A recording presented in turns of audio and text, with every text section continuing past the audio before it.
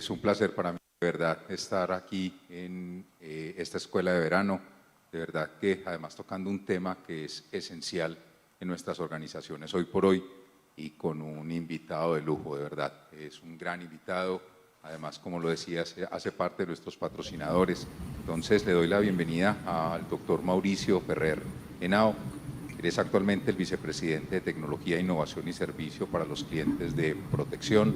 Es estratega empresarial con más de 15 años de experiencia, liderando procesos de tecnología, servicios y transformación digital en empresas tan importantes como Microsoft, Intergrupo, Neof Networks. Además ha participado como miembro de junta directiva en organizaciones tales como la Cámara de Comercio de Medellín, Carvajal Tecnología y Servicios y la AFP Crecer. Mauricio, muchas gracias por estar en nuestra Escuela de Saberes, nuestra Escuela de Verano, Saberes UPB 2021, Retrofuturos, en la Universidad Pontificia Bolivariana, y de verdad un placer poder compartir contigo este espacio, como les digo, en un tema que es fundamental en nuestras organizaciones, la transformación digital. Adelante, Mauricio. Hola, muchas gracias. Pues muy honrado de estar en este espacio tan maravilloso, pues con los amigos de la UPB y con todos, y aquí a compartir un poco pues como estas historias que hemos llevado desde Protección, un caso de la vida real, como mencionabas ahora, el tema de la transformación digital muy en boga de todo el mundo y de todas las organizaciones hoy en día. Entonces esperamos pues poder compartir con ustedes un rato como les decía, de experiencias y que podamos entre todos pues aquí discutir qué funciona y qué no funciona. Entonces, si quieren arrancamos. Yo voy a compartir aquí.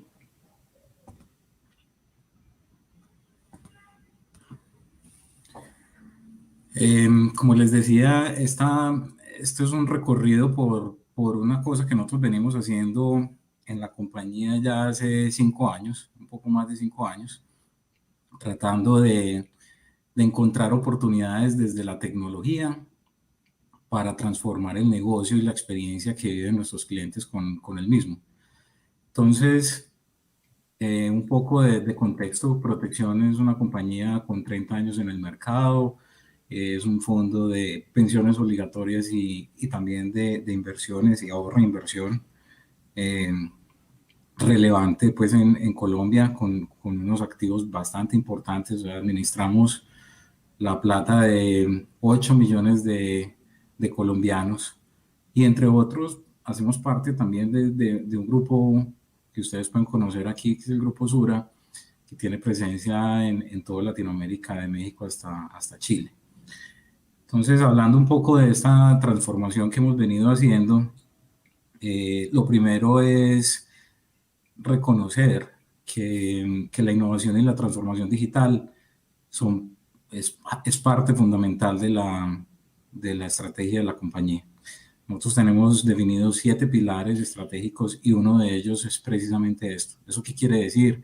Que desde el inicio, desde el seguimiento que hace la misma junta directiva, desde las apuestas estratégicas, desde la alta gerencia, estamos mirando muy en detalle cómo esto realmente le ayuda al negocio y apalanca pues el crecimiento y la consecución de los objetivos.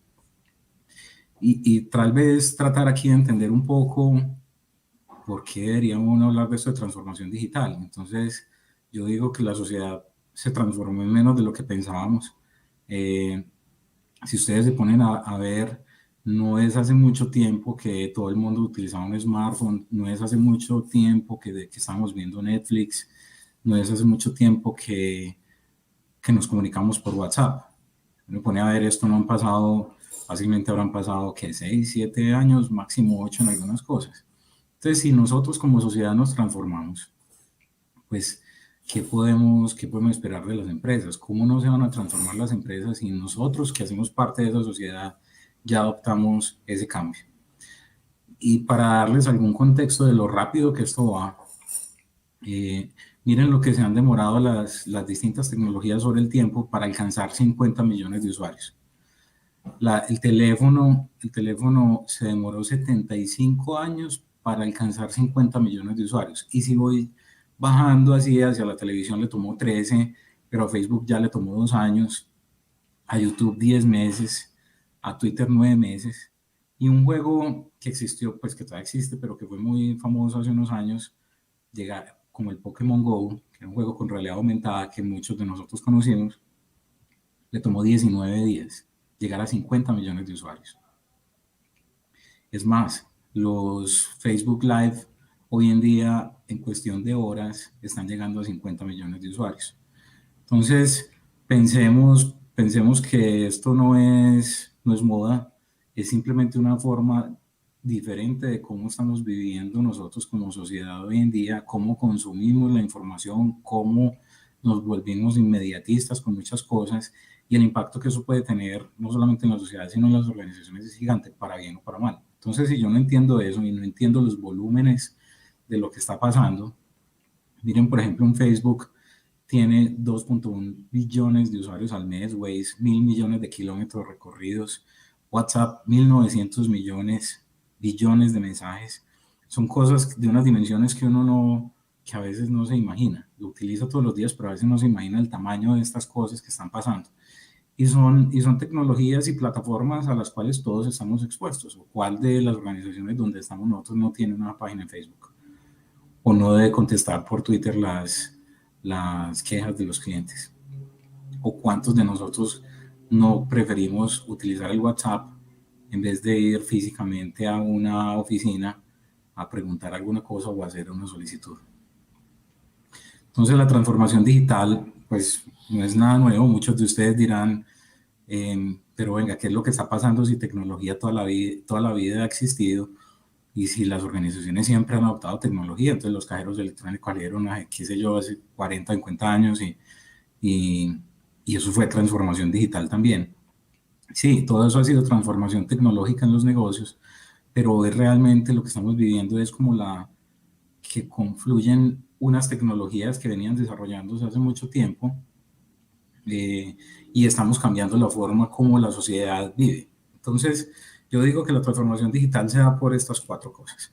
Lo primero es, están madurando unas tecnologías digitales exponenciales, que ahorita hablamos de cuáles son esas. Ya les voy a explicar desde mi punto de vista cuáles son las tecnologías. Lo segundo es que los cambios en el comportamiento y tendencias de los consumidores, de nosotros como consumidores, han sido exponenciales también. Piensen ustedes como usuarios hoy en día, si les mandan por el celular un video, por WhatsApp un video, y ustedes le dan clic y el video no carga en los siguientes 3 segundos, ¿qué hacen? ¿Se quedan esperándolo o simplemente pasan al siguiente? O en Facebook o en cualquiera de estas redes sociales. O piensen cómo se queja la gente hoy en día con las organizaciones a través de Twitter, o ahí llena un papelito y lo pone en el buzón de sugerencias. ¿Cómo hacemos los pedidos a domicilio, hoy a la casa? ¿Cómo nos comportamos? ¿Cuánta gente ha dejado de tener carro simplemente porque ya existe un servicio como Uber? Entonces, eso lo que está haciendo es que está cambiando la forma como vivimos hoy en día. Tercero, la información es el nuevo petróleo, dicen. Hoy estas compañías, porque Facebook pagó por WhatsApp 11 billones de dólares si no factura nada. Pues precisamente porque tienen la información del mundo, saben qué está hablando quién con quién, cuáles son las preferencias, qué es lo que quieren, y de alguna manera esa información se está convirtiendo en dinero para todas las organizaciones. Entonces hoy la organización que no piense que la información es el activo más importante está equivocada. Hoy los activos no son ni la maquinaria que tengamos, no son el número de tiendas que tengamos, no son incluso las patentes que tengamos.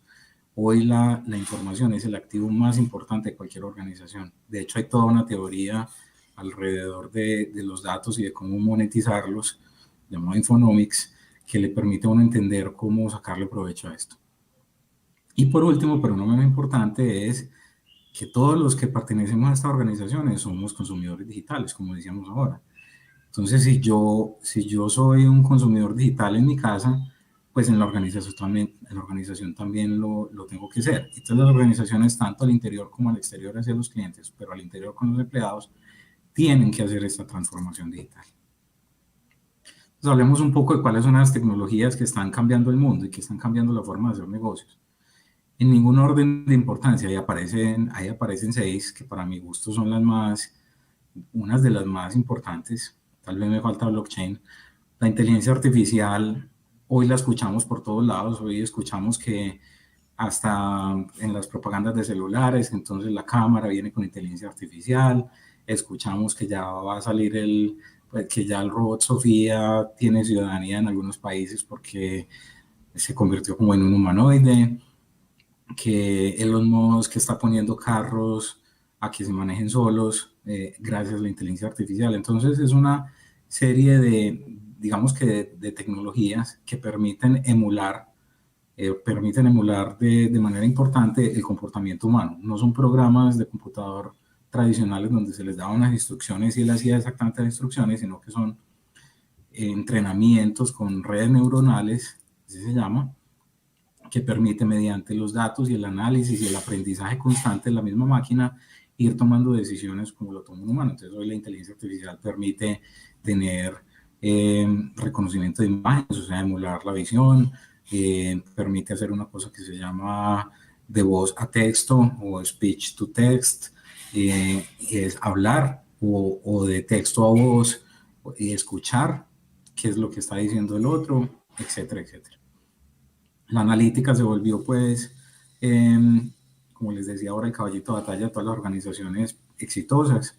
Compañías como Netflix o Amazon dependen 100% de la analítica para poder predecir, por ejemplo, en el caso de Netflix, si una película o una serie va a ser exitosa o no, o cuáles son las siguientes series que yo le debo mostrar a Mauricio Ferrer de acuerdo a sus preferencias y a las cosas que ha visto, dónde paró la película, cuál vio, a qué hora, en qué horarios, etcétera, etcétera. Esa información lo que les está permitiendo a las organizaciones es predecir comportamientos futuros de los clientes o de los productos o de los mercados y ser mucho más efectivos pues en su gestión. Estas dos tecnologías han existido por mucho tiempo y han venido evolucionando, pero el problema que tenían grande era que no había cómo procesarlas. Grandes volúmenes de datos para procesarse en tiempos récords, pues no se podía. Y hoy, gracias a la computación en la nube, que son centros de datos que están por allá en ciertos lugares, o en Estados Unidos, en Europa o en Sudamérica, en el mundo en general, pero con la capacidad de que yo utilice realmente lo que necesito. Entonces, si necesito un poder de cómputo pequeño, lo puedo utilizar inmediatamente y a costos muy, muy bajos. O si yo quiero procesar altísimos volúmenes de información, pues ya no es exclusivo de las grandes compañías que tenían esos centros de datos gigantes. Ya hoy eso está disponible para ser alquilado por cualquier organización. Y ahí es donde se procesan todos esos datos que se necesitan para la inteligencia artificial y la analítica. Las redes sociales se volvieron un método de exposición gigantesco para las organizaciones. Ustedes saben que un tweet de un influenciador puede construir una marca o destruirla en segundos. Entonces, la transformación digital también nos tiene que llevar a entender muy bien cómo las redes sociales juegan un papel fundamental en este cambio que están dando los clientes y en este cambio que están dando las empresas para poder llegar de una manera más asertiva, pero también con los riesgos que eso implica. La robótica, digamos que hay robótica en dos, desde mi punto de vista hay dos tipos de robótica. Una que son los robots que hemos conocido toda la vida, así tengan apariencia o no humanoide, entonces los robots que fabrican cosas por ejemplo, una manufactura de carros, los que ponen las piezas, esos son robots que han existido toda la vida o hace mucho tiempo. Y ahora aparece una cosa que se llama la robótica de procesos. Entonces las organizaciones pueden crear robots que automaticen tareas que las personas normalmente en las organizaciones hacen de manera repetitiva y diaria. Por ejemplo, estar todos los días, una persona que va todos los días a la página del Banco de la República y baja el valor de la TRM y la pone en un sistema de información. Ese tipo de cosas que no generan ningún valor para una persona, sí mucho para una organización porque es para que funcione. Pero labores muy repetitivas hoy se pueden hacer a través de robots de procesos, se llama RPA, y permiten generar una eficiencia gigante en las organizaciones. No para despedir personas, desafortunadamente habrá personas que su labor pues se les desaparece con estas cosas, pero aquí la propuesta es convertir esos roles o esas personas a unos trabajos más dignos, a unos trabajos donde tenga que utilizar más la mente y donde agregue más valor, pues no solo a la empresa, sino a la sociedad. Y por último, está el Internet de las Cosas, que son todos estos dispositivos que nosotros tenemos conectados al Internet, piensa el reloj, el teléfono, la lavadora, la nevera, el televisor, cualquier cosa de la que hoy vemos, que está permitiendo cosas tan avanzadas como, por ejemplo, los carros autónomos que hablamos ahora, sensores por todos lados, cámaras por todos lados, que con inteligencia artificial permiten que el carro se maneje solo y tome sus decisiones de dónde parar o qué ruta tomar o lo que sea. Pero ese Internet de las Cosas está permeando a miles de cosas. En el hogar, por ejemplo, dispositivos como los asistentes estilo Alexa, el de Amazon o el Siri de Apple, el cual yo tengo un asistente en la casa donde le puedo preguntar cosas, donde le puedo decir que me recuerde o donde le puedo decir que me ordene una pizza, etcétera, etcétera. Eso está llegando también al mundo de las organizaciones para poder uno conectar todas estas tecnologías y crear, como digo yo, inteligencia aumentada que permita mejorar esas experiencias con los clientes. Entonces, ¿por qué para nosotros es importante esa transformación digital? Lo primero, hay mayores presiones por más eficiencia, los clientes están demandando mejores experiencias. Si usted es un cliente de Netflix o de Google o de Amazon, pues ya sabe lo que es una buena experiencia y no esperaría o que Protección o que Bancolombia o que Suba o que cualquier compañía de estas tenga una experiencia menor. El tiempo para salir al mercado cada vez es más corto. Si nosotros no salimos rápido con los servicios, pues la competencia lo va a hacer. Entonces hay unas presiones importantes, las tendencias que ya hablamos del consumidor, y hay un mandato y es reinventémonos los modelos de negocio. No nos podemos quedar con el negocio tradicional, porque va a llegar el Netflix, casi como el Netflix le llegó a Blockbuster, cualquier industria, cualquier organización le va a llegar tarde que temprano quien lo rete con un modelo de negocio más digital o más eficiente. Entonces nosotros en esa experiencia de transformación digital dijimos, bueno, la visión aquí es como en tres bloques o en tres pilares. La primera, esto lo vamos a crear es para lograr tener las mejores experiencias con los clientes mediante plataformas digitales. La segunda, hacer de Protección una empresa digital con una cultura de innovación. O sea, que al interior se viva esa cultura y que todos creamos en esas soluciones que estamos poniendo a los clientes, pero también al interior de nosotros para ser muy eficientes. Y por último, la generación recurrente de innovaciones que nos permita ser sostenibles en el tiempo. Crear nuevos modelos de negocio que si en algún momento el negocio tradicional se agota por algo o llegan a unas presiones muy grandes, tengamos la construcción de unos nuevos modelos de negocio que nos permitan perdurar por muchísimos años. ¿Qué hemos hecho para que esto funcione? Entonces, lo primero, ya les dije, es un pilar de la estrategia de la compañía. La alta dirección tiene entendimiento de qué es la transformación digital, en qué consiste y para qué sirve. Hay una apuesta por crear capacidades al interior, entonces nosotros tenemos centros de excelencia en cada una de estas tecnologías que les decía, creamos capacidades de agilismo para que los proyectos salgan de manera rápida y sin problemas, creamos una cultura digital dentro de la organización. La cultura está, piense primero cómo hacerlo distinto, cómo hacerlo, si se puede digital, hágalo digital. Tener unos indicadores que nos permitan ver si estamos avanzando o no. Y otra cosa es que esto no es un tema solamente de tecnología. Aquí están las áreas, todas las áreas del negocio involucradas. Cada una desde su perspectiva, desde sus retos, desde lo que puede apoyar. Y creemos que esto es un conjunto de ciencias y un equipo interdisciplinario el que hace que esto realmente funcione. Entonces, nuestra estrategia la resumimos como en este marco de trabajo. El primero es transformar, como les decía, la experiencia de los clientes. ¿Y cómo se mide? Acuérdense de las métricas. Entonces, satisfacción de clientes. El segundo es transformar los modelos operativos. ¿Cómo lo medimos? Con eficiencia. Entonces, en la medida en que yo tenga más robots o que le esté generando capacidades adicionales a esta compañía sin incrementar los costos, estoy pegándole a ese indicador de eficiencia. Y el tercero, transformar, como les decía, nuevos modelos de negocio. Entonces, ahí medimos qué tantos ingresos genera la compañía por nuevos modelos de negocio, por plataformas digitales que mejoren el negocio actual o que creen uno diferente. basado en unos pilares: capacidades digitales instaladas, como les decía, analítica, inteligencia artificial, robótica, blockchain y tecnologías emergentes. Lo segundo es tener una organización ágil. Hoy los proyectos, por lo menos en protección, se hacen en células de trabajo, se hacen con entregables que van siendo liberados de manera constante. No es el gran proyecto que tenemos que esperar 6 meses, un año para ver los resultados.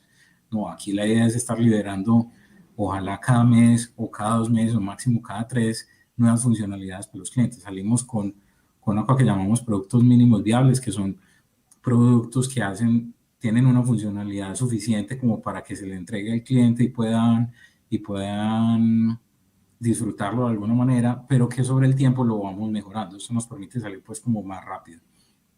Lo otro es empoderar a los empleados con herramientas que les permita trabajar desde donde quieran. Nosotros llevamos desde que empezó la pandemia trabajando desde la casa sin ningún problema. Incluso las oficinas de servicio al público, muchos de ellos se fueron a un ambiente virtual donde atendemos a los clientes también de manera virtual en algunos casos. Y en general crear esa cultura que les mencionaba. Sin olvidar el tema de la ciberseguridad, que se vuelve súper importante en la medida que nos volvemos más digitales.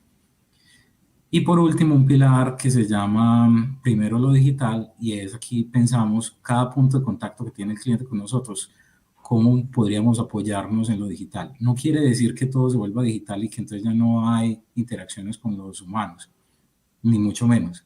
Esta compañía no puede perder ese toque y ese contacto humano entre clientes y nosotros como asesores.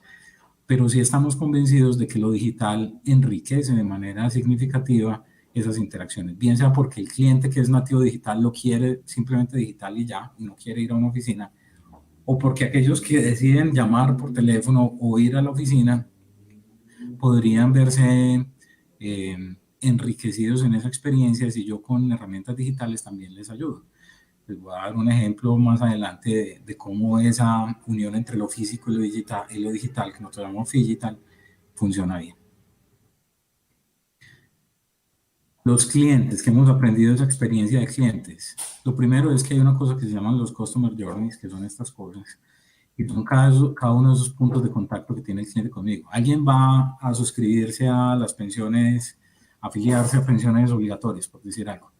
Entonces, ¿cuáles son los puntos de contacto desde que el cliente busca en internet o le pregunta a alguien cuáles son los fondos de pensiones hasta que realmente se puede afiliar? Y ahí tiene varios puntos de contacto. Busca en internet, encuentra el formulario, un punto de teléfono para llamar, ve unos videos donde le explicamos qué es eso, llena la afiliación. Bueno, y en todos esos puntos hay unos donde son muy satisfactorios y otros donde son muy difíciles. Entonces nosotros lo que tratamos es de encontrar esos puntos de dolor o de fricción que tienen los puntos de contacto con nosotros, con los clientes, y mejorarlo, obviamente tratando de utilizar herramientas en lo posible digitales que ayuden con eso. Entonces ese diseño de esos viajes o los Customer Journeys son claves para este tema. Lo otro es una cosa que se llama User Experience o diseño de experiencias estando en la calle. Estando en la calle es preguntándole a los clientes, viviendo los clientes cómo utilizan, aprendiendo de ellos cómo utilizan la tecnología, porque muchas veces nos vamos y diseñamos cosas, como digo yo, mirándonos el ombligo, y cuando sale a la calle la gente o no lo entiende o no le gusta o simplemente no lo usa, y se pierden en las empresas muchísimos millones de pesos por no hacer este tipo de cosas. Que hemos aprendido también que la multicanalidad no es suficiente, o sea, no es tener muchos canales, es tener una experiencia homologada en todos los canales, que si el cliente quiso llamar por teléfono, o quiso ir a la oficina, o quiso entrar a la página web, tenga una experiencia igual, que le contestemos lo mismo, que no esté a merced de la persona que le tocó atrás, o que si le dio al canal que tenía más información, no. Aquí la omnicanalidad se logra es precisamente eso, garantizando una experiencia única, inmejorable en cada una de ellas. Lo otro es el rescate digital. Cuando uno diseña canales digitales, definitivamente no estamos y no es por sentirnos pues tercermundistas, pero lo que hemos encontrado es que culturalmente sí haya muchas personas que usan WhatsApp y teléfonos inteligentes, la cultura digital en este país todavía tiene unas brechas importantes. Entonces hay personas y hay grupos de segmentos de clientes que todavía necesitan ayuda. Entonces, un mapa muy importante que encontramos aquí es que hay que rescatarlos. Alguien que está intentando hacer una operación digital, por fácil que sea para nosotros, de pronto se enreda. Entonces, lo que hemos es construido todo un equipo que entra en línea y le ayuda al cliente a que termine su operación. ¿Qué hemos aprendido también? Que esto de los robots que les mencionaba, el RPA, genera valor inmediatamente. Cada peso que Protección pone en robots le devuelve 11 en eficiencias. Hemos encontrado que hay que desmitificar la inteligencia artificial. Eso parece ciencia ficción, parece tecnología para las grandes organizaciones, incluso para Silicon Valley. No, eso ya está disponible para todo el mundo y a unos costos bastante reducidos. El agilismo como capacidad, ya les decía, cómo poder salir rápido con proyectos, y esa cultura digital en los empleados son aprendizajes importantes.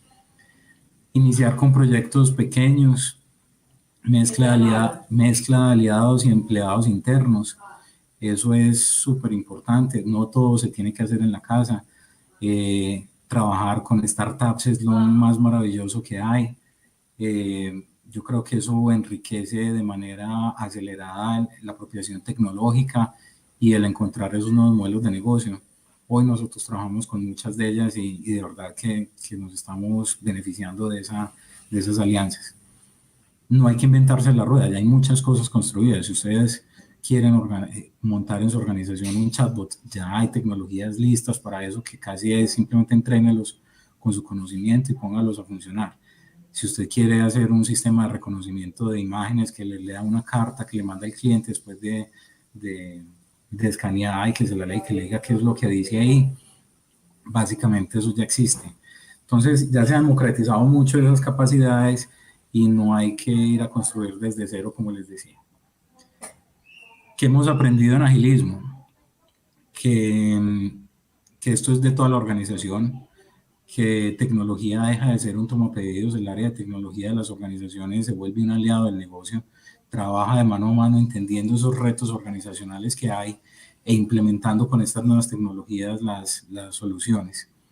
Las metodologías no tienen que ser puristas. Muchos que hayan iniciado con temas de agilismo en la organización habrán visto métodos de trabajo ya muy estandarizados, pero a nosotros lo que nos ha funcionado es tomar esos métodos y volverlos personales para las necesidades de nosotros. Y tal vez la alineación con la estrategia es tal vez lo más importante. Aquí no es de inventarse el canal más bonito, la aplicación móvil más chévere, más cool.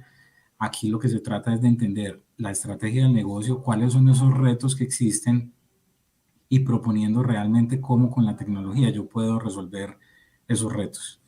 Y por último, talento humano juega un papel súper importante porque esto arranca más que por la tecnología, por la cultura, como hablábamos ahorita.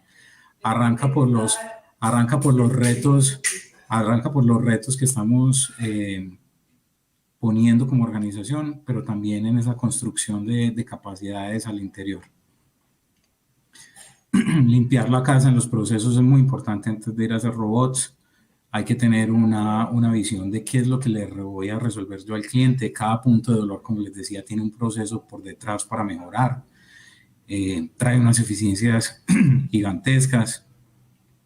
Y lo que eso pretende de los robots no es quitarle el trabajo a la gente. Nosotros decimos es humanizar el trabajo, desrobotizar lo repetitivo que en muchas organizaciones existe y que tenemos personas seguro con unas capacidades cognitivas muy importantes, desperdiciándose todos los días, sacando un dato de una página o llenando una tabla de Excel o haciendo cosas que podría ser, pues, como les decía yo, un sistema de estos automáticos. Aquí les voy a contar ya algunas experiencias de todo esto que les estoy mencionando.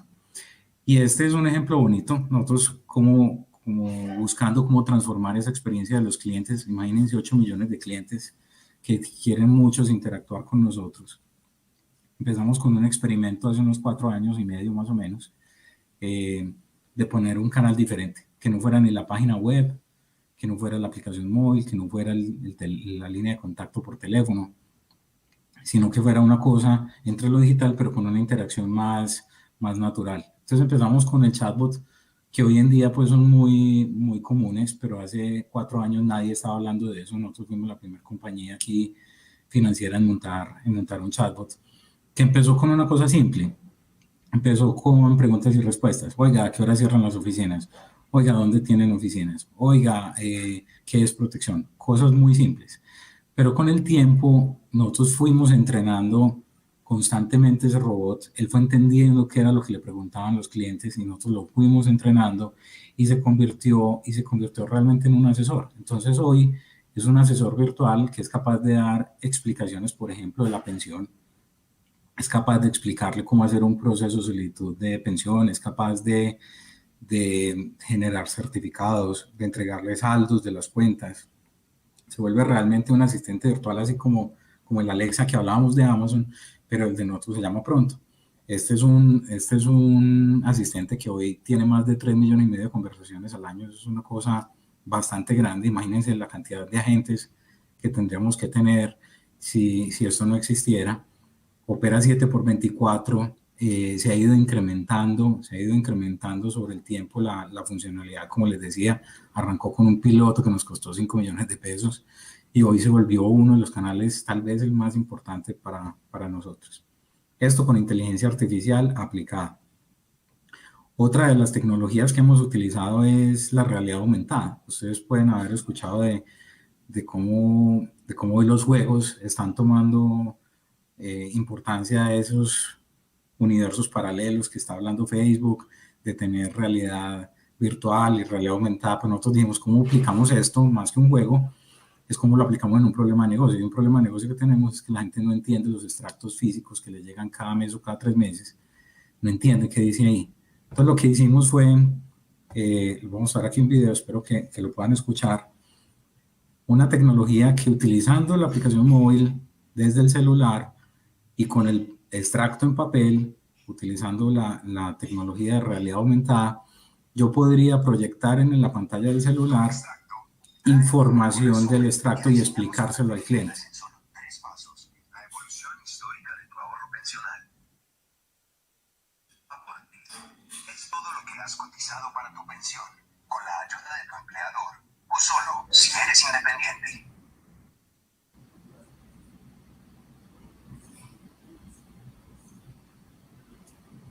Rentabilidad. Son las ganancias que tus aportes a pensión han obtenido durante toda tu vida, gracias a las inversiones de... Entonces, con esto estamos aplicando una tecnología para un problema real y yo me diría, esto nadie lo va a utilizar. Nosotros el primer día sin haberle hecho promoción ya tenía 700 usos. Entonces, la realidad es que la gente se volvió digital y estas cosas agregan muchísimo valor. Otro caso bonito donde aplicamos la inteligencia artificial, el retiro de cesantías. Retiro de cesantías, ustedes saben que acá en Colombia, el 14 de febrero, los empleadores consignan las cesantías de sus empleados con el fin de retirarse cuando estén cesantes o cuando van a comprar vivienda o mejorarla o para estudiar. Bueno, por algún motivo que no vamos a entrar a detallar, el 14 se consignan y el 15 empieza todo el mundo a retirar. Entonces nosotros entre febrero y abril tenemos unos picos impresionantes de solicitudes de retiro de cesantías. Hasta antes de digitalizar esto, pues imagínense qué pasaba. La gente iba a las oficinas con una carta del empleador diciendo sí, apruebo que esta persona, fulanito de tal, retire sus cesantías. Se iban con esa carta a las oficinas nuestras, nosotros allá hacíamos el proceso, aprobábamos el retiro y le hacíamos la transferencia o le entregábamos el cheque. Eso todavía existe, pero pues con esa problemática de que las filas son de 1 o 2 horas, desafortunadamente la gente pierde toda una mañana yendo a hacer ese trámite, más los riesgos. Entonces lo que hicimos fue entender cómo era ese proceso y tratar de aplicar algo. Entonces con inteligencia artificial hoy lo que pretendemos o lo que permitimos es que una persona que tenga esa misma carta del empleador le toma, con la aplicación móvil, le toma una foto en su celular a la carta, la sube, da sus datos, verifica que sí es él y no sé qué, Nosotros con inteligencia artificial leemos esa carta, entendemos qué hay ahí, hacemos las validaciones al interior contra nuestros sistemas para saber que si es la persona, si es el monto, ese sí es el empleador realmente, que si es un motivo válido de retiro. Y si todo eso se cumple, aprobamos el retiro y le hacemos la transferencia a una billetera electrónica o a una cuenta de banco que tenga inscrita. Ese proceso que antes a un cliente le tomaba, como les decía, 3, 4 horas ir hasta la oficina, hoy lo hace en cuestión de 5 minutos desde el celular, utilizando la tecnología de inteligencia artificial. Las interacciones con los robots no tienen que ser todas escritas, hay interacciones también de conversaciones entre el humano y el robot, pero conversando. En vez de uno llamar al contact center donde le dicen marque 1 para el saldo, marque 2 para una queja, marque 3 para yo no sé qué, aquí lo que estamos es implementando nuevas formas de interactuar como estos robots de voz. Espero que se escuchen. Te habla Lili, asistente virtual del Fondo de Pensiones Protección. ¿Hablo con Diego? Sí. Quiero darte una información sobre tu ahorro pensional y su rentabilidad. ¿Tienes unos minutos disponibles para atender esta llamada? Sí. ¿Puedes confirmarme los últimos 3 números de tu cédula, por favor? 492. Gracias, Diego. Te informamos que tienes ahorrado 35.504.489 pesos para tu pensión y la parte correspondiente a rendimientos financieros desde que iniciaste tu ahorro con protecciones de 16.757.418 pesos. Solo en un fondo privado como protección, tu ahorro genera rendimientos financieros. ¿Quieres recibir asesoría personalizada sobre tu pensión? No, sí, está bien, gracias. Eso era todo. Muchas gracias por tu tiempo. Que tengas un feliz día. Hasta luego. Gracias. Y esas interacciones se vuelven a veces tan imperceptibles que están hablando con un robot que escuchen este otro. Hola, te habla Lili, asistente virtual del Fondo de Pensiones Protección. ¿Hablo con Diego? Hola, te habla Lili, Sí. asistente virtual del Fondo de Pensiones. Hola, quiero darte una información sobre el ahorro del Fondo de Pensiones Protección. ¿Hablo con Alejandro? Vamos a volverlo a escuchar, que aquí se nos enloqueció. Hola, te habla Lili, asistente virtual del Fondo de Pensiones Protección. ¿Hablo con Alejandro? No, mi amor, estás equivocado. Entiendo, disculpe la molestia. Hasta luego. Es una persona que no entendió que, o no se dio cuenta que era un robot y es capaz de decirle incluso hasta mi amor está equivocado. Otra cosa que aparece aquí es, como les decía, tecnologías que mezclando la tecnología con el tema presencial. Hay personas que deciden ir a la oficina, pero imagínense un caso, nosotros teníamos, por ejemplo, cómo atender sordomudos, cómo darle una asesoría pensional a un sordomudo, ¿qué puede pasar? Entonces, no podemos tener en todas las oficinas personas que sepan lenguaje de señas, y estoy dando simplemente un caso, pero sí podemos tener dentro de la oficina un espacio con herramientas digitales para hacer videoasesoría con un especialista que está atrás. Y el caso del sordomudo, el lenguaje de señas, es un caso específico, pero eso dio paso, por ejemplo, aquí en la pandemia, cuando tuvimos que cerrar todas las oficinas por obligación, por lo que todos vivimos, nosotros no paramos ni un solo día de atender a los clientes. Los clientes ya, eso que hacían allá en la oficina, lo pueden hacer y todavía lo pueden hacer desde el computador. Entonces, ustedes entran a la página de protección o a la aplicación móvil y quieren una asistencia y lo que pueden solicitar es asistencia por chat, asistencia por teléfono o asistencia por videoconferencia. Eso se convirtió en la oficina virtual para nosotros, de un uso súper masivo, incluso más allá de las oficinas que teníamos presenciales, porque imagínense personas que están en ciudades remotas que no pueden ir hasta una ciudad principal donde nosotros tengamos oficinas. Les dije que había que medir la experiencia, entonces una de las cosas que estamos haciendo es midiendo en línea la satisfacción con esos canales. Entonces hoy digamos que nuestros gerentes de servicio al cliente tienen unos tableros que les permiten medir con unas encuestas que mandamos en línea, digitales.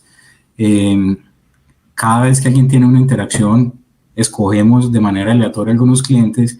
Decimos, sabemos que acabas de salir de una oficina de protección, quisiéramos que nos calificaras el servicio, como le hacen a uno muchas encuestas. Uno creería que la gente no va a contestar, pero efectivamente sí nos contestan. Hoy más de 10.000 respuestas recibimos al mes. Y eso nos está permitiendo no solamente medir los niveles de satisfacción, sino hacer una cosa que se llama la voz del cliente. Y es que podemos también escuchar las llamadas que están en el contact center o mensajes de voz que nos dejen los clientes o mensajes de texto que nos dejen los clientes y pasarlos por inteligencia artificial y hacer un tema de analítica para poder medir la satisfacción, el sentimiento, cuáles son esas palabras claves, si realmente terminó o no bien su experiencia. Entonces eso nos está permitiendo cada vez más entender cómo esos comportamientos del cliente con los canales. Es todo un camino. Nadie va a decir aquí que somos perfectos con estas cosas y todavía tenemos clientes insatisfechos y llamadas que no culminaron de la mejor manera o servicios que no culminaron de la mejor manera, pero cada vez son menos. Hoy el 87% de las interacciones muestran una altísima satisfacción, o sea, calificaciones de 4 y 5. Entonces, esos 87 puntos es una cosa buena y queremos llegar a más, pero esto nos lo está permitiendo la tecnología. ¿Qué hemos logrado con esto? Que el 98% de los servicios que tiene protección se puedan hacer a través de canales virtuales. Ya que el cliente quiere ir a una oficina física, pues está en todo su derecho y felices lo vamos a recibir, pero el que no quiera, 98% de los trámites los puede hacer a través de estos canales que hemos dispuesto. Y como les decía, son un montón de canales que tratamos cada vez más de volverlos como una experiencia unificada más omnicanal. Desde el tema de la adopción interna también de estas tecnologías. Ya hablamos de la experiencia del cliente. Acuérdense que el segundo pilar era cómo hago yo eficientes los procesos al interior de la compañía. Eso también es transformación digital. Entonces, hoy tenemos, este dato está desactualizado, tenemos más de 400 robots que pueden haber procesado unos 17 años hombre. Eso en minutos son millones de minutos de cosas que podrían estar haciendo las personas, pero que hoy están haciendo robots. Y como les decía, por cada peso devolvemos más o menos 10, 11 pesos a la organización, cada peso que invertimos en este tema, y con un retorno de la inversión bastante alto, en tiempo y en dinero. ¿Cómo funcionan esos robots? Simplemente son aplicativos que van entrando a las distintas aplicaciones, valga la redundancia, y van haciendo las operaciones que haría un humano. Están programados para, como les decía yo, para trabajar 7x24 y generando pues una velocidad muy distinta a la que un humano haría en labores repetitivas. Esto nos ha generado eficiencias en poder recortar los tiempos de trámites hacia nuestros clientes, mejorando la satisfacción, en poder hacer los procesos, atender a más clientes con las mismas personas, en los mismos tiempos o en menores. Entonces, en general, es un tema importante de eficiencia. ¿Qué más hacemos aquí? Yo les decía, con los procesos jurídicos, por ejemplo, con inteligencia artificial y con robótica, estamos ayudándole a los abogados a hacer labores operativas, por ejemplo, en una demanda, a entender esas demandas que nos llegan, cuáles son las pretensiones, cuáles son los antecedentes, etcétera, etcétera, y a prospectar ciertas partes de la respuesta que tiene que dar el abogado. Eso simplemente es ayudarle con tecnología a su proceso interno para el que se dedique a hacer el análisis que es. Chatbots como el que les mostré de asistentes virtuales, como el de los clientes, como Pronto. Hoy tenemos uno que se llama Atento, que se volvió el asistente interno para todo. Si usted le quiere preguntar a talento humano algo, le pregunta primero al Atento. Si usted quiere sacar un certificado, lo puede hacer por ahí. Los comerciales, cuando están en la calle y quieren pedir soporte al interior porque tienen un problema con un cliente, lo hacen a través de Atento, que les responde automáticamente ciertas cosas o lo transfiere a un humano. Por ejemplo, temas de validación de identidad. Si yo quiero saber si es un cliente que se está afiliando por internet, podría pedirle, por ejemplo, una foto de la cédula y una selfie y comparar con inteligencia artificial si las caras son las mismas. Procesos, por ejemplo, de reclutamiento. Si talento humano quiere correr unas pruebas de personalidad, hoy con tecnologías de inteligencia artificial podríamos por medio de un texto, de un audio, de cualquier tema que quiera hablar el candidato o la persona, yo podría extraer a través de unos modelos todas esas características de personalidad que están viendo ahí de manera automática. Entonces imagínense esos procesos escalados, cómo generan eficiencias en las organizaciones. Les hablaba que la analítica tiene un rol súper importante, y aquí empezamos a crear modelos predictivos, o sea, modelos que nos van diciendo en el tiempo cómo se van a comportar o los clientes o el negocio o los procesos, lo que sea. Entonces, modelos, por ejemplo, para saber si un cliente de pensión obligatoria estaría dispuesto a comprarme o a suscribirse a la pensión voluntaria, cuáles sí y cuáles no, para que los comerciales puedan ir de manera más efectiva hacia esos clientes. O poder predecir cuál es el siguiente servicio que me va a pedir un cliente y yo anticiparme a eso antes de que llame a poner una queja yo, o antes de pedirme, por ejemplo, poder anticipar quiénes necesitan certificados por la acción de renta y enviárselos antes de que me lo pidan. Segmentar a los clientes, entender de manera microsegmentada a cada cliente de manera muy personalizada para tratar de ir armando ofertas, ya no solamente para todos los jóvenes de ese país, no, los jóvenes de tantos años que viven en esta ciudad con este nivel de escolaridad, que tienen estos amigos, que tienen más o menos estos ahorros acá, requieren una oferta personalizada. Ese tipo de cosas son los que nos está permitiendo hacer la analítica, poder predecir, por ejemplo, cuáles son los horarios picos en las oficinas para tener el personal disponible, o en el contact center para tener el personal disponible, dependiendo de la historia. Todas esas cosas son las que hacen que la analítica se vuelva súper importante aquí. Nosotros apalancamos eso con unos científicos de datos, que son personas especializadas en el tema, con maestrías en estadística o en matemáticas o en lo que sea, pero también tenemos personas que son científicos ciudadanos, que son personas del negocio, que no tienen esa formación en estadística, pero que tienen digamos que una relación estrecha con el análisis de datos, y en los cuales les enseñamos ciertas herramientas. Eso lo que permite es que esos científicos ciudadanos democraticen el uso de la analítica. Entonces ya por todas las áreas de la organización tenemos personas haciendo modelos analíticos. Hablamos de otro tema en esta transformación digital, y es la cultura. Y lo primero es que, y tal vez es lo más importante antes de hablar de todas estas cosas que ya les conté, la cultura arranca por pensar que esta es una compañía innovadora y que la gente se lo crea y lo viva. Entonces tenemos distintos programas. Uno, por ejemplo, de emprendimiento corporativo, donde personas de la organización, de las distintas áreas, están saliendo a hacer proyectos, a emprender nuevos modelos de negocio que nosotros estamos montando aquí, y se dedican nada más a eso. Tenemos un programa muy bonito que se llama Movilizadores de Innovación, que son personas que quieren aprender, que ponen de su tiempo personal incluso para aprender técnicas de innovación, design thinking, jobs to be done, bueno, todas las técnicas que dan en las universidades ahora de cómo hacer innovación corporativa. Nosotros les enseñamos todo eso, es como un programa de formación, pero también un programa donde ellos replican eso en proyectos en sus áreas. Entregamos herramientas para innovar, un kit de herramientas en conjunto con las cápsulas de innovación, que es un kit que se van robusteciendo en el tiempo, y que son herramientas que utiliza todo el mundo. Oiga, yo quiero hacer un taller de ideación. Listo, ahí está el kit de herramientas de cómo hacer la ideación en su área. O yo quiero hacer un tema de diseño de servicios, pues ahí está el kit. O yo quiero hacer validación antes de hacer un mínimo producto viable, ahí está el kit.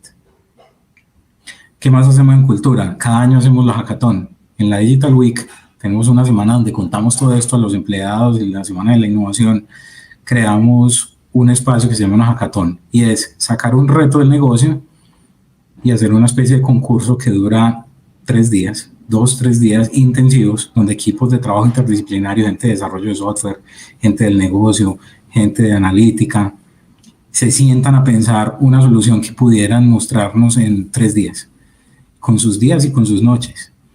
Es una especie de concurso, y de ahí salen semillas de proyectos como los que les mostré ahora, como el chatbot, o como lo de las cartas, o como lo del siguiente paso en el servicio. Cosas de ese estilo salen de estos concursos de hackathon. Entonces, para que crean cultura, son también pues como la semilla de esos proyectos. Bueno, y el tercer capítulo aquí que hablábamos era crear nuevos modelos de negocio, bien sea para el negocio actual o para negocios futuros. Es por eso que con este tema de la transformación nosotros dijimos, oigan, las pensiones obligatorias no tienen que ser, o sea, la gente se podría afiliar de manera digital. Y eso parecía loco porque la regulación no lo permitía, porque ningún otro fondo de pensiones lo hacía, porque tenía que haber un papel de por medio con una firma. Y retamos el status quo, retamos que eso sí se pudiera hacer. Realmente el desarrollo digital no es el complejo era retar el proceso y retar la regulación y las restricciones legales y todo esto. Y finalmente lo hicimos, fuimos el primer fondo en tener una plataforma de afiliación a pensiones obligatorias 100% digital. Hoy todos lo tienen y esto se volvió uno de los canales más importantes para tener nuevas personas con nosotros. Otro ejemplo bonito de cómo crear modelos de negocio. Tenemos un producto o un servicio que se llama Gestión Pro. Y esto es delegar la gestión de las inversiones en expertos sin tener uno que ser el experto como cliente. Entonces hay muchas personas que tienen la capacidad de ahorrar mucho o poquito lo que tengan y quisieran invertirlo de la mejor manera. Entonces cuando entran a una plataforma de inversiones como Protección, pues se encuentran con un montón de opciones, que comprar acciones, dólares, inversiones en pesos, inversiones en moneda extranjera, en Asia, en propiedad horizontal, bueno, un montón de cosas. Entonces uno tiene que saber en qué invierte. Entonces para estos que no son expertos, hemos creado una plataforma que entre otras utiliza inteligencia artificial, que conoce el cliente realmente, sus expectativas de inversión, su nivel de riesgo, la capacidad de aguantar en el tiempo, bueno, un montón de cosas. Con eso definimos el perfil y decimos cuál es el portafolio adecuado. Entonces la plataforma, que es digital, lo que hace es que le arma un portafolio, le mantiene sus inversiones y con el tiempo lo va acomodando para que se mantenga la mejor, digamos que el mejor desempeño de ese portafolio, que tenga que ser un experto. Hemos encontrado, por ejemplo, que el bienestar financiero es una cosa súper importante y que a la gente hay que ayudarle a entender que las deudas pueden ser buenas y malas, pero que la mayoría de las deudas de tarjeta de crédito, de consumo, esas cosas son malas y le restan capacidad de ahorro y capacidad de bienestar financiero. Entonces hemos creado una plataforma totalmente independiente a la marca. Esto es un nuevo modelo de negocio, es una plataforma 100% digital que entre otros le ayuda a la gente a aprender sobre sus finanzas, el bienestar financiero. Entonces tenemos sesiones de coaching ahí totalmente gratuitas que lo que permiten es a la gente entender un poco sus hábitos, mejorar esos mismos y generar un poco más de capacidad de ahorro. Y eso lo complementamos ya con soluciones de, usted necesita seguros, entonces aquí le tengo unas opciones de seguros. Usted necesita ahorrar, aquí le tengo una opción de ahorro. Necesita también préstamos y no tiene capacidad no tiene un score crediticio, bueno, le consigo personas que le ayudan o compañías que le ayudan con esos créditos a ir mejorando su score crediticio. Entonces aquí aparecen nuevos modelos de negocio en plataformas 100% digital. Experimentos desde innovación, plataformas de jóvenes para jóvenes. Aquí hemos visto que los jóvenes, por ejemplo, han perdido, en su mayoría, muchos han perdido sus fuentes de ingresos por pandemia. Otros dicen, yo no tengo, salgo de la universidad y no tengo experiencia. Y nosotros decimos, y queremos atraer jóvenes, que cada vez vengan más jóvenes a afiliarse a este fondo. Entonces decimos, ¿qué tal si tenemos una plataforma digital para que jóvenes que quieran trabajar y ganar algo de experiencia distribuyan algunos de nuestros productos o productos financieros en general? Entonces, doble propósito. Les damos experiencia, podrían llegar estamos experimentando a ver si eso les puede generar ingresos. Y para nosotros también es importante porque es la conexión de personas afines a ellos que les pueden explicar cómo traer nuevas personas a este fondo. Ya para ir cerrando, entonces, pues algunas cifras importantes. Todos los colaboradores en teletrabajo, gracias a la transformación digital, las videollamadas, como les decía, se volvieron una cosa súper relevante. Las transacciones digitales crecieron un 88%. Las oficinas las pudimos mantener, pero con un aforo limitado. El 91% de las transacciones son digitales o de protección, yo creo que está incluso un poco más. El chatbot, como les decía, crece año contra año 66%, es una cosa súper impresionante. Nuevos canales, por ejemplo, como WhatsApp, se volvieron también muy importantes para nosotros, pero todos integrados a ese mismo concepto de conocimiento. Entonces, nada, este es como un recuento muy rápido de cómo se vive una experiencia de transformación digital desde la estrategia, conectando las tecnologías, apropiando la cultura y llevándolo a casos prácticos como el que les estoy comentando acá. No sé, creo que nos quedan unos minutos, pudiéramos aprovechar si quieren para algunas preguntas que tuvieran.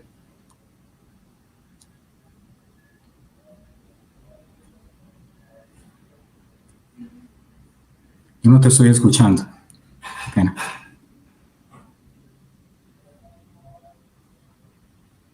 No. No te escucho.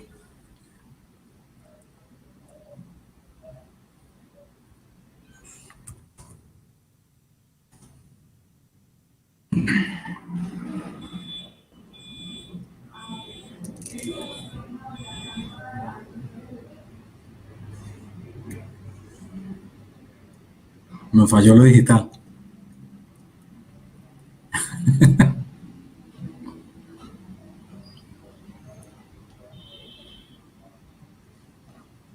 Suele suceder, Mauricio. ¿Ahora sí? Ya, ahora sí, perfecto. Ah, bueno, excelente, muchas gracias. Mira, las cosas fallan, pero la gran ventaja es que rápidamente las podemos resolver. No, te decía, Mauricio, Exacto. que lo primero es agradecerte de verdad por compartir con todos nosotros y en nuestra escuela de verano un caso que definitivamente es un caso de éxito. O sea, hay algo que yo podría decir en este momento es que efectivamente lo que ustedes han vivido como organización es definitivamente un caso de éxito, algo de esos que vale la pena estudiar. Pero digamos que en el proceso, mientras te escuchaba, me surgieron varias inquietudes. La primera, Mauricio, es que algo que me gustó mucho es que efectivamente muestras ya el proceso, el impacto que ha tenido a nivel organizacional. Definitivamente las cifras que muestras son impresionantes y convencería a cualquier escéptico, pero supongo que al principio tuvo que dar dificultades. Cuéntame cuáles fueron como esas dificultades más grandes que tuvo la organización al inicio de todo este proceso. Sí, y qué bueno que lo preguntas. Nosotros hemos implementado aquí en innovación una cosa que se llama mi mejor error, y es que la gente le pierda el miedo a experimentar y a equivocarse. Y nos equivocamos en muchas cosas. Por ejemplo, cuando empezamos con el tema de robótica, la tecnología no estaba tan madura y nos podía tomar llevamos 6 meses y el primer robot nada que salía. Pero eso no nos desanimó a seguir intentando hasta que encontramos el modelo donde sí funcionara. Cosas como, por ejemplo, la regulación. A veces en estas compañías que son hiperreguladas, que son vigiladas pues, obviamente por la superintendencia financiera, uno tendería a pensar que muchas cosas no se pueden hacer porque la regulación no lo permite. Entonces, al principio habían cosas como que nos complicaban un poco la vida porque pensamos desde ahí, desde la restricción, y eso nos hacía ir un poco más lentos. Entonces también el cambio cultural es algo que implica pues como mucho esfuerzo y nunca desfallecer hasta que la gente entiende que, venga, sí, ensayemos y más bien pedimos perdón después si nos equivocamos. Pero realmente yo creo que el tema de transformación cultural es el primero que hay que vivir y el apalancador de todo esto, ensayar las tecnologías sin ningún miedo, ¿cierto? Cada vez vienen tecnologías nuevas, las ensayamos y si no funcionan las desechamos y nada pasó. Y también entrenar como los equipos de negocio en que entiendan para qué sirve la tecnología. Muy de coquito, muy tratando de explicar con cosas muy básicas como las que yo les hablé ahora, para que ellos ya conecten ahí los puntos y digan, ay, tengo este reto y allá me contaron que con inteligencia artificial se podía hacer tal cosa y ellos mismos son los que vienen y nos dicen, oiga, ¿qué tal si hacemos esto? Eso tal vez han sido como las cosas que vivimos al principio que nos dio más trabajo, pero que hoy ya tomaron como una dinámica mucho más ágil, pues. Y otra pregunta, Mauricio, lo mencionaste varias veces a lo largo de tu charla y lo acabas justamente de volver a decir ahora, y es que lo que yo he visto en muchas organizaciones es que muchas áreas del negocio piensan que los temas de transformación digital es un tema de tecnología, es un tema del área de TI, de esa gente de sistemas, de redes, y que efectivamente yo soy un simple usuario y no más. ¿Cómo lograron ustedes en la organización como esa cultura de que efectivamente la gente se empoderara de que los temas de tecnología son algo que les toca, vencieran el miedo? Porque normalmente a las personas le da miedo en múltiples niveles estas tecnologías. Culturalmente, ¿cómo fue ese proceso? ¿Por dónde arrancaron? ¿Cuál fue la estrategia que siguió Protección? Mira, aquí hay varias cosas, podemos llamar cosas casuales, pero que han servido. Lo primero es que en Protección, por cosas de la vida, se juntaron operaciones y tecnología en una sola vicepresidencia. Entonces, como yo ya no tenía que ir a pedirle permiso a operaciones, que era el negocio, sino que encontrábamos ahí las oportunidades y traía al equipo de tecnología y juntábamos y construíamos. Eso fue como el catalizador para mostrarle a las otras áreas de que sí se podía hacer. Entonces, una vez las áreas empezaron a ver que en operaciones se estaban automatizando con robots y estaban haciendo el chatbot y no sé qué cosas, se fueron sumando más. Entonces, ese fue el primero. El segundo, como nosotros definimos que esta era una de los pilares estratégicos, entonces también decidimos, venga, aquí no se hace nada que no tenga un caso de negocio, que no esté conectado con la estrategia y que no tenga o análisis de retorno de inversión o de mejorar la experiencia o lo que sea. Entonces, en la medida en que eso necesita casos de negocio, ya no es tecnología el que arma esos casos, es el negocio propiamente. Entonces, el área de clientes se vuelve el mejor aliado y dice, venga, que yo necesito mejorar el NPS o la experiencia y aquí están mis retos y nos sentamos. Construimos esos centros de excelencia que lo que hacen es que se sientan en las distintas conversaciones que hay de negocio y priorizamos los productos que vamos a construir. Como lo mencioné en mi charla, tecnología dejó de ser un toma pedidos y se sienta realmente a construir con el negocio. Y hemos hecho muchísima evangelización, como les mencionaba ahora, los movilizadores de innovación, los científicos ciudadanos, son personas del negocio que les enseñamos cómo hacer y les entregamos herramientas para que hagan cosas. Hoy hay gente en la organización haciendo robots y no son de tecnología, son personas del negocio. Entonces fueron aprendiendo, enamorándose de eso y con eso vamos pues como permeando hacia todos. Y hay objetivos, cada negocio tiene objetivos claros que sabe que sin la digitalidad no los pudiera cumplir. Mauricio, y para no abusar mucho de tu tiempo, una última pregunta. También he escuchado mucho en organizaciones que dicen este tema de la transformación digital solamente para grandes empresas. ¿Qué le dirías tú al empresario, a la pyme, que piensa que efectivamente este tema no le aplica a ellos, sino solamente a las grandes empresas del país? Mira, esta pregunta siempre me la hacen. Y yo creo que esto es de todo el mundo. Antes las pequeñas y medianas tienen una oportunidad, creo yo, más grande. Las grandes compañías obviamente tienen unos recursos superiores y unas organizaciones de tecnología bien fundamentadas, con mucho acceso, digamos que a la tecnología de punta. Pero esto se democratizó tanto que hoy usted puede utilizar, no importa el tamaño de la compañía, puede utilizar tecnologías de inteligencia artificial en la nube hasta gratis. Yo podría construir un chatbot que si no supera el número de interacciones de 10,000 interacciones al mes, por decir alguna cosa, podría salirme incluso gratis el uso de esa tecnología. Y son tecnologías que están, como les decía, en la nube, ya dispuestas, ya construidas, con unos kits, pues como que uno apropia muy rápido. Obviamente uno lo puede ir sofisticando como quiera. Entonces yo creo que más es un tema de actitud, de mindset del dueño de la empresa, en el caso de las pymes, o de los que están ahí liderando esa compañía. Y como siempre les digo, no por hacerle propaganda pues aquí a los colegas míos de tecnología, pero cada compañía debería tener una persona de tecnología adentro como persona clave, parte de la dirección. No es el señor que arregla los computadores y los limpia, no es el señor que mantiene la nómina, no, es la persona que conoce un poco de para dónde van estas tecnologías y que se puede encontrar en el mercado, como les decía yo, con startups que le pueden entregar funcionalidades ya inmediatas al negocio a unos costos muy bajos, con unas productividades gigantescas como las que vieron. Entonces, la única forma de sobrevivir, creo yo, de las compañías medianas y pequeñas hoy, en este mundo tan competido, o de volverse incluso un competidor importante para las grandes, es a través de la transformación digital, desde mi punto de vista. Mauricio, completamente de acuerdo. De hecho, creo que al final lo resumiste muy bien. No es opcional para las medianas y pequeñas empresas. Creo que efectivamente es un factor clave para su propia supervivencia. Creo que lo dijiste clarísimo.